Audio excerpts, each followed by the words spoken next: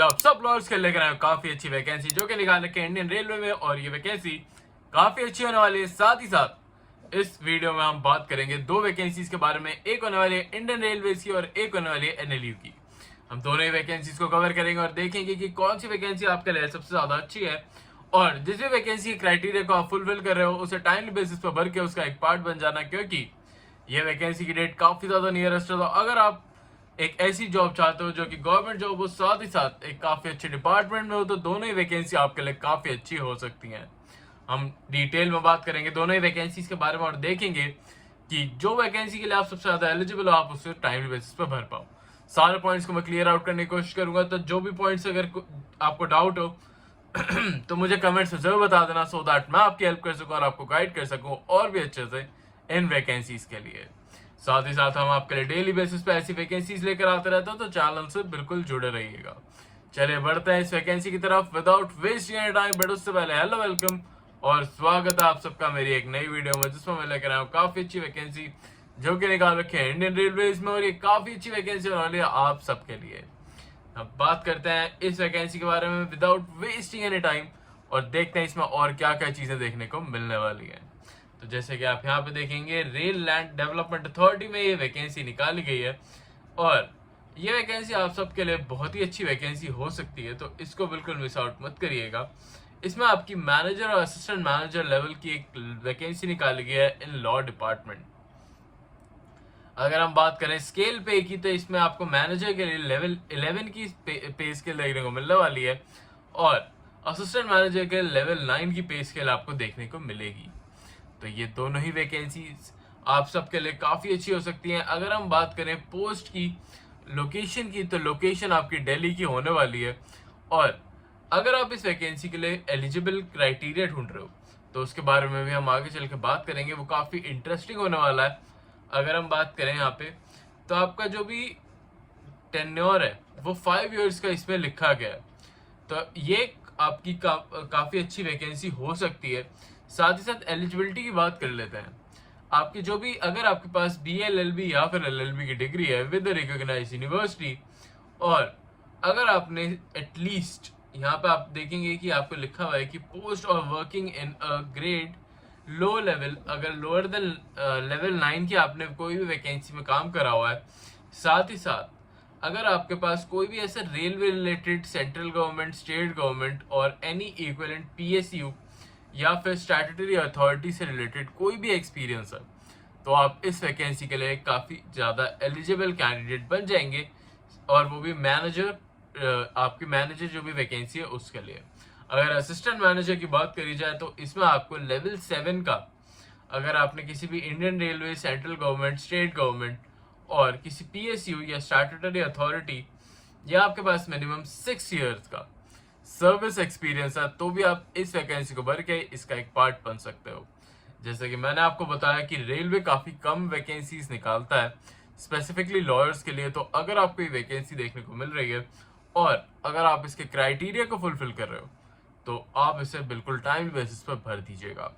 हम अभी आगे चल के NLU की वैकेंसी के बारे में भी बात करेंगे, और उस वैकेंसी में काफी कम लेवल ऑफ एक्सपीरियंस मांगा गया है, तो आप उसे भी भर सकते हैं और उसका एक पार्ट बन सकते हैं। वो वैकेंसी आपको बेसिकली फ्रेशर्स के लिए ही होने वाली है। वैसे तो मैं उस वैकेंसी को सेपरेटली कवर करने वाला था, पर इस वैकेंसी की डेट काफ़ी ज़्यादा नियरेस्ट है, तो इसलिए मैंने इस वैकेंसी को कवर करने का पहले सोचा, सो दैट इंडियन रेलवे की जो भी वैकेंसीज हैं उनके बारे में आपको पहले पता चल जाए, सो दैट आप उन्हें टाइमली बेसिस पर भर के उनका एक पार्ट बन पाए। अगर हम बात करें डिजायरेबिलिटी की, तो यहाँ पे आप देखेंगे कि अगर आपको real estate, land, revenue matters, arbitration matters, service matters और कंपनी मैटर्स से रिलेटेड आपके पास एक्सपीरियंस है, साथ ही साथ आपको बेसिक कंप्यूटर चलाना आता है, तो आप इनके लिए एक डिजायरेबल कैंडिडेट बन जाओगे। तो हमेशा ये ध्यान रखिएगा, अगर आपके पास जो भी रिलेवेंट एक्सपीरियंस है वो नहीं भी है, और आप ईयर ऑफ एक्सपीरियंस कवर कर रहे हो, और आपके पास जो भी डिजायरेबल, जो भी इन्होंने एक्सपीरियंस मांगा वो आपके पास है, तो भी आप इस वैकेंसी को काफ़ी अच्छे से अप्लाई करके इसका एक पार्ट बन सकते हो। ये जो वैकेंसी है ये काफ़ी अच्छी वैकेंसी होने वाली है आप सबके लिए। इसकी अगर हम लास्ट डेट की बात करें, तो 27/6/2025 की आपकी लास्ट डेट होने वाली है, और इसमें आपको शॉर्ट नोटिस पे बुलाया जा रहा है डायरेक्टली इंटरव्यू के लिए। जब भी आप इस वैकेंसी को डायरेक्टली बेसिस पर भरोगे तब आप इसका एक पार्ट बन पाओगे।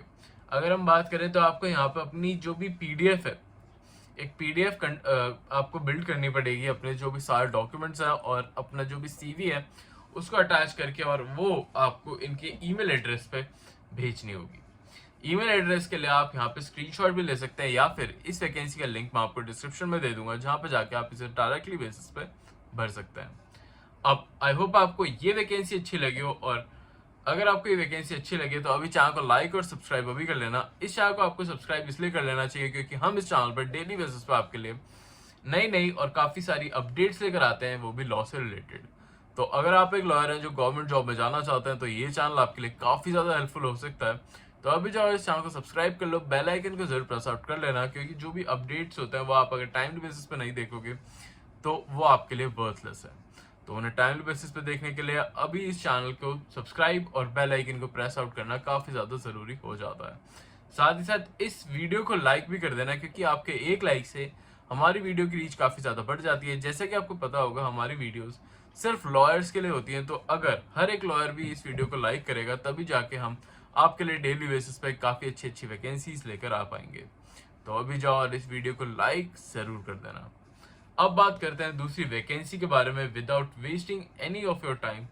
अब अगर हम बात करें एनएलयू की वैकेंसी के बारे में तो ये काफ़ी बड़ी वैकेंसी होने वाली है, हम इसके बारे में डिटेल में बात करेंगे। तो इसमें आपको दो वैकेंसीज देखने को मिल रही हैं। एक होने वाली है एक असिस्टेंट प्रोफेसर इन लॉ की, साथ ही साथ आपको असिस्टेंट प्रोफेसर इन लॉ आपकी कॉन्ट्रैक्चुअल बेसिस भी है, और दो अलग अलग वैकेंसीज इन्होंने निकाली हुई है।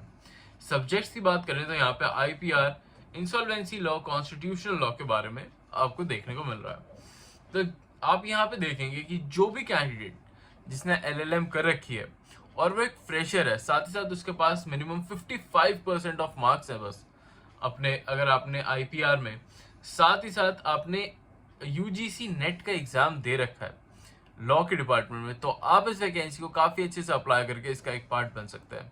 जैसा कि मैं आपको पहले भी अपनी वीडियोस में बता चुका हूँ कि आपको नेट करना कितना ज़्यादा इंपॉर्टेंट होता है, और आप इस वैकेंसी के लिए भी देखेंगे कि आपको डायरेक्टली बेसिस पे अगर आपने नेट कर रखा है तो आप इस वैकेंसी को बिल्कुल भर सकते हो, इसका एक पार्ट बन सकते हो। हर एक फ्रेशर इसका एक पार्ट बन पाएगा। बल्कि साथ ही साथ अगर आपने पीएचडी कर रखी है यूजीसी रिलेटेड, या फिर आपके पास 2 इयर्स का टीचिंग एक्सपीरियंस है इन आईपीआर, तब भी आप इस वैकेंसी को भर पाओगे, इसका एक पार्ट बन पाओगे। इसमें आपको जो भी सब्जेक्ट्स देखने को मिल रहे हैं, आपके पास मिनिमम 55% मार्क्स होने चाहिए उन सब्जेक्ट्स में। साथ ही साथ आपने यूजीसी नेट का एग्जाम दिया हो या फिर 2 इयर्स का आपको एक्सपीरियंस हो उन्हीं सब्जेक्ट से रिलेटेड मैटर्स के लिए।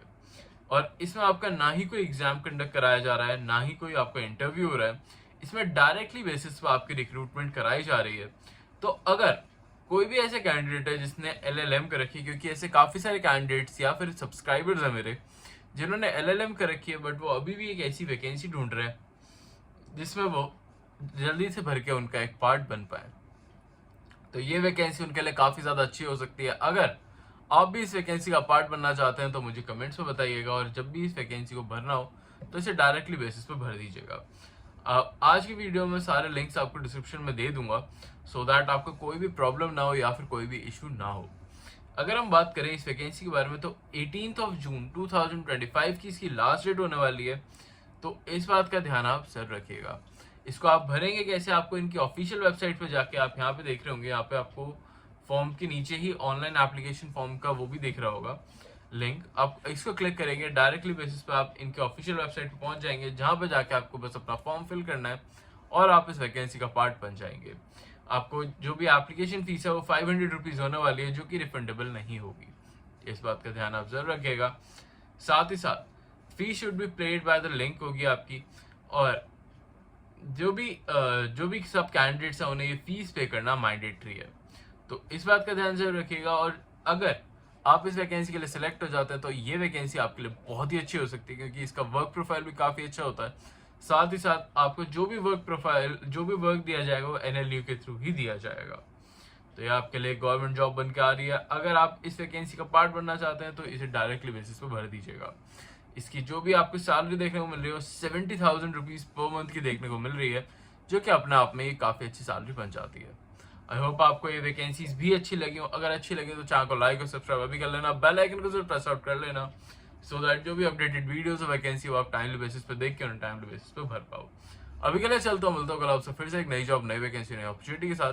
तब तक के लिए आप हमारी प्लेलिस्ट भी चेकआउट कर सकते हो। साथ ही साथ जो भी अभी तक 10 डेज पुरानी जो भी वैकेंसीज हैं आप उन्हें भी चेकआउट जरूर करिए, क्योंकि उसमें भी काफ़ी सारी ऐसी वैकेंसीज होती हैं जो फ्रेशर्स के लिए हैं, और अगर आप उन्हें मिस आउट कर दोगे तो वो आपके लिए काफ़ी ज़्यादा बड़ा लॉस हो सकता है। तो उन्हें भी टाइमली बेसिस पर भर दीजिएगा। हमारी प्लेलिस्ट में सारी वैकेंसी जिनकी डेट अभी तक पेंडिंग है, तो उन्हें भी चेकआउट कर लेना। अभी के लिए चलता हूँ, मिलता हूँ कल आपसे फिर से एक नई वैकेंसी में। तब तक के लिए